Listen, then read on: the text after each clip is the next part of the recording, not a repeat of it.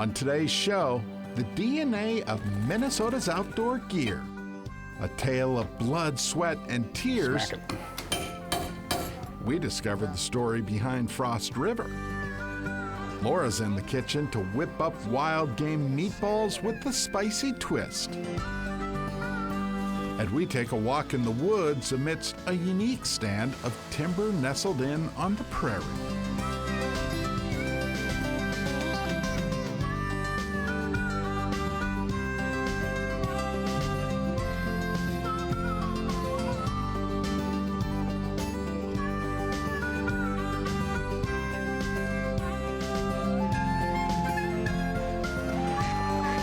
Minnesota Bound, presented by Connecticut Water Treatment Systems.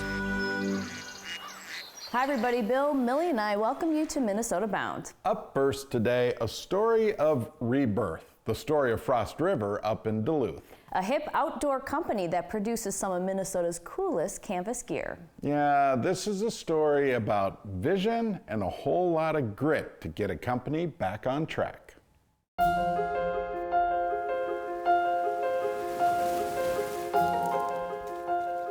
Nobody ever called this Lake Superior port city predictable. Duluth, a lakeside burb where weather rules and adventure comes in rather rugged form. This shop seems to make perfect sense in this town. Customers come in here and look at all the boats in the ceiling and shuffle through a store that goes to the effort of having only made in U.S. stuff. It's an adventure. Frost River produces and sells all kinds of canvas packs and gear, stuff crafted right on site.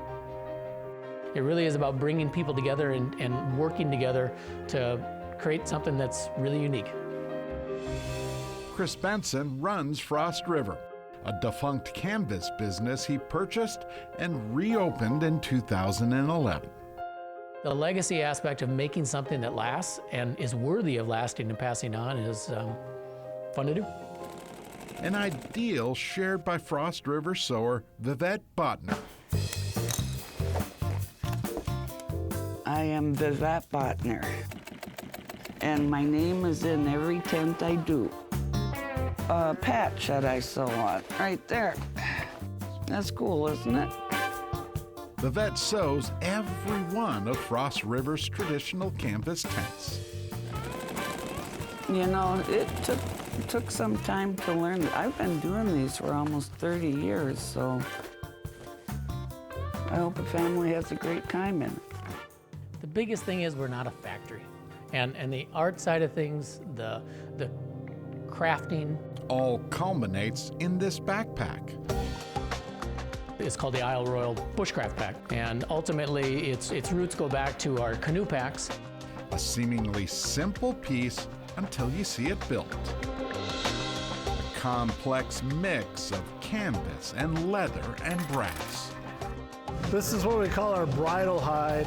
Making a back strap the most Frost River way we know how, which is with leather. We refer to this as the B team. Basement, baddie, the best team. B team. So right now, Annika's making the pockets, and then I'm putting the pockets on. The B team sews while upstairs, the D team hammers away. Well, I've been here 10 years. It's like going to craft shop every day, and I love what I do. I just can't believe how much work goes into these things. David Hooley adds the pack straps and buckles. Pop that on. Yep. So first one is? I'll smack it. Production was down 60%. What happened? Not bad, but we just want to make sure it gets just not good. Some more. Not bad, just not good.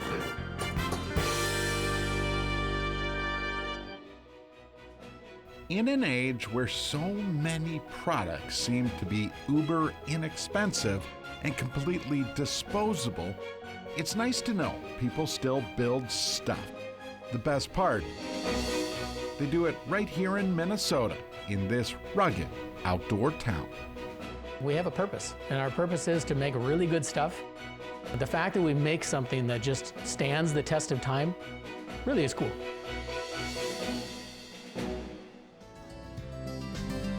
Coming up, an island of woods tucked in along the prairie. We discover Nerstrand's big woods next. Minnesota Bound is brought to you by Connecticut Water Treatment Systems, Strike Master, Ice Castle Fish House and RV, and by the Florida Keys and Key West. Up next, we take a walk in the park amongst the big timber of Nerstrand, Big Woods State Park.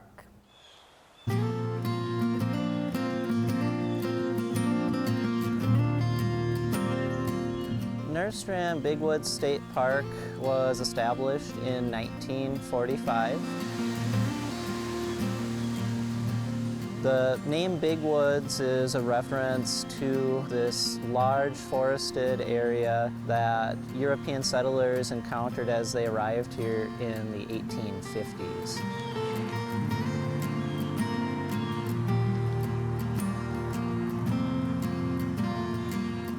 That forest was made up of things like maples, basswoods, oaks, and elm trees.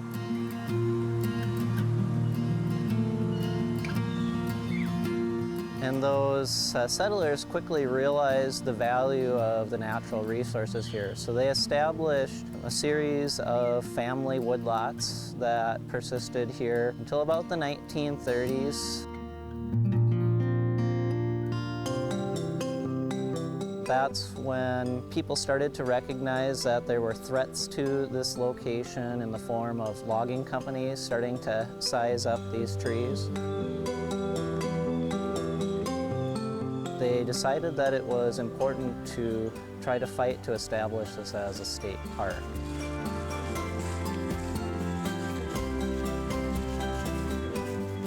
This park has a wide variety of activities for people to participate. In the springtime, this is a great park for checking out those early wildflowers that carpet the landscape here.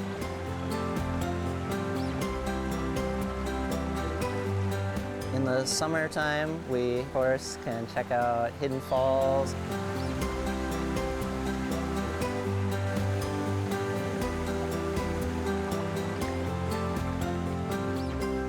Hike around 11 miles of trails.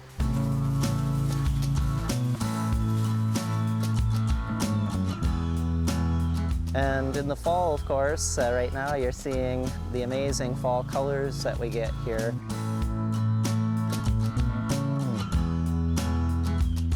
The diverse mix of trees here at the park provides us with brilliant reds, yellows, and oranges.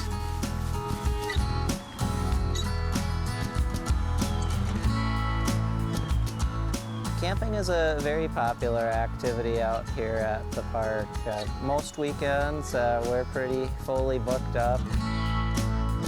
A lot of people just getting out to do things like bird watching,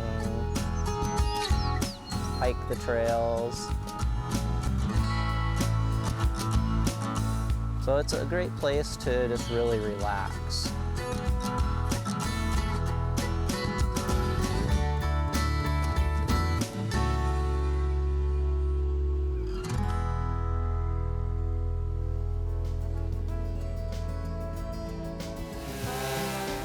Still ahead, chips are flying. The tale of this Minnesota artist. But first, a Moroccan twist on wild game meatballs. Closed captioning provided by Star Bank.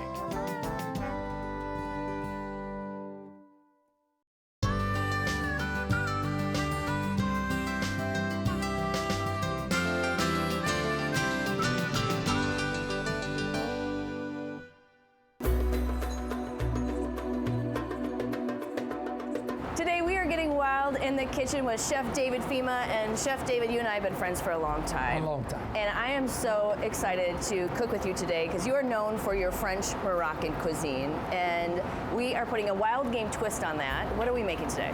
So I have the venison that you brought over, and we're gonna do these Moroccan meatballs cooked in shakshuka and eggs.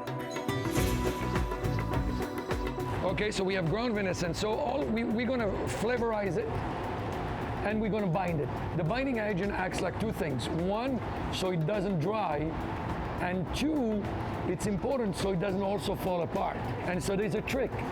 I like tricks. Especially with venison. We're gonna mix this olive oil nicely in here, and herbs de Provence, say it. Herbs de Provence. Here you go, beautiful. You put it in. Okay. Put it all in. What herbs make up herbs de Provence? So herbs de Provence, it depends on who from Provence you talk to, but they always are green. So in this case, rosemary, thyme, sage.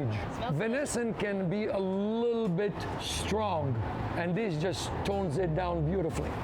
Coriander, cumin, paprika, and just a touch of salt. Every protein has three things in it. It has salt, sugar, and acidity. And so you want to bring out that salt that's naturally into the meat, and the way you do that is by properly sauteing it. So I know that in Minnesota, sauteing is a sort of a, we don't do a lot of that. We use a lot of crock pots. We're a crock pot. So we're gonna mix this really well. So the trick here is Japanese breadcrumbs. This helps keep the moisture, and the egg yolk gives it the moisture. So they both have different applications, but the yolk without the crumb doesn't work, and the crumb without the yolk doesn't work. Okay, they're yin and yang. Exactly. So when you make a meatball, for example, you take one, and then we're gonna flatten it. So if you take it like this and you put it in the pan, it's gonna fall apart because it's full of hot air, just like some people are, okay? So in here, if you take it and you just tap it to the side like that. Interesting, so that gets the air. That gets the air out and it binds beautifully. Look at that. Magic.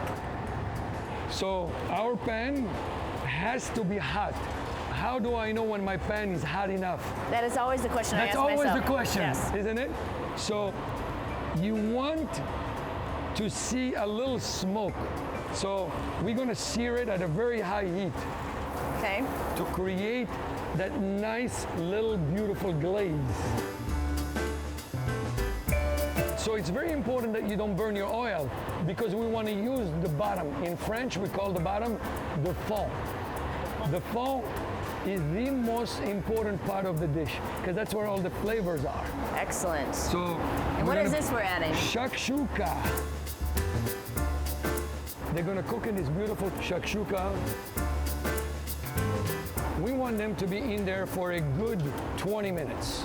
Now we're going to finish it. And then we're gonna garnish it with some herbs and we're ready.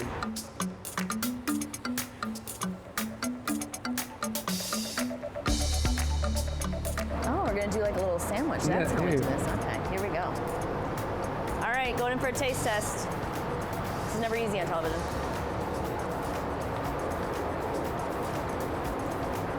Look at that. Wild game, Moroccan style. Moroccan style. Thank you, Chef. It was awesome.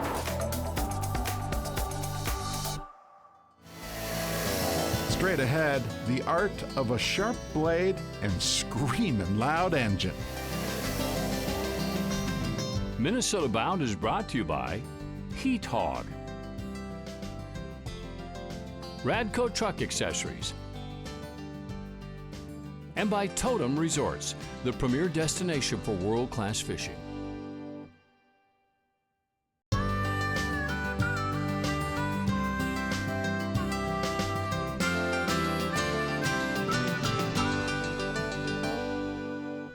Up next, the chips are flying as Travis Frank meets an artist who takes old logs and creates new memories.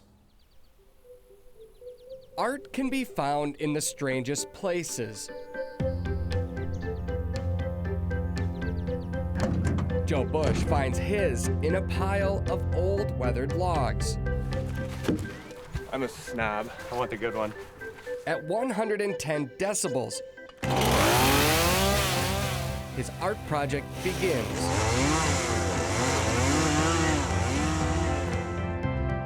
First step, you gotta have the log.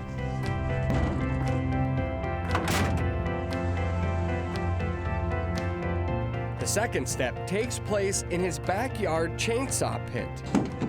So we can pick whichever one. I'll let you pick it. Here, old logs get new life. Recycling it, yep. Repurposing it. Essentially, I'm taking wood and turning it into wildlife. I take things that I see. Lots of birds, lots of eagles, lots of hawks, lots of owls, moose, bear, otters, wolves, all kinds of stuff. And morel mushrooms. It's got a flat long side here and a short side up here. You don't want it to be perfect.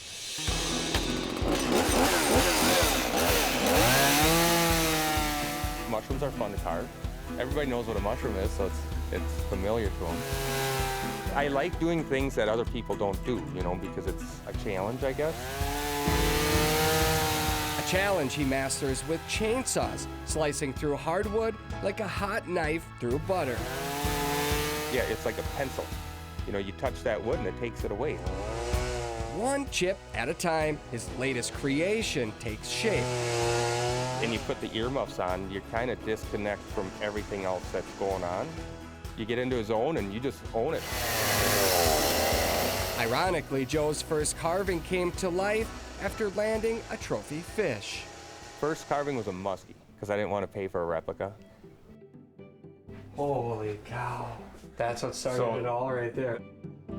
That wooden replica still hangs in his basement today, right next to his growing collection of carvings too valuable to sell. So I don't sell a ton because it's a hobby. I don't want the pressure of it to ruin the enjoyment. Same with going fast. I don't like going fast. I like taking my time and looking at it and making sure it's all set right. Joe's wife appreciates his skills and his attention to detail. He does a good job though, so we let him do it. It keeps him entertained and busy. If it's a big project, it can take a couple weeks for him to do all the detailing. Wow, look at that. Looks like a mushroom. Next step, we burn it. We gotta get all the trays off and get it ready for paint.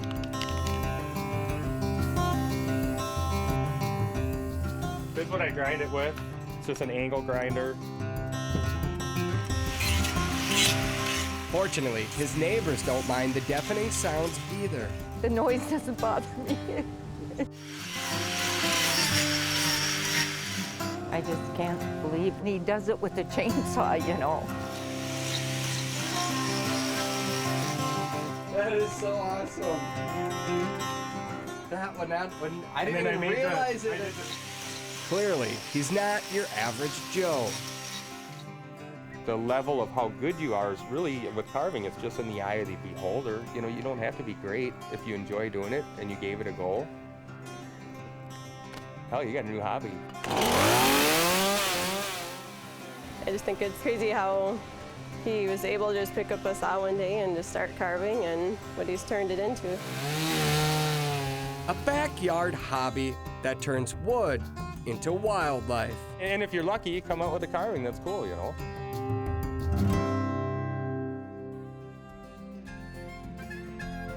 I need that guy to whip up a moose for in here. Well, you could probably do it. You have a chainsaw?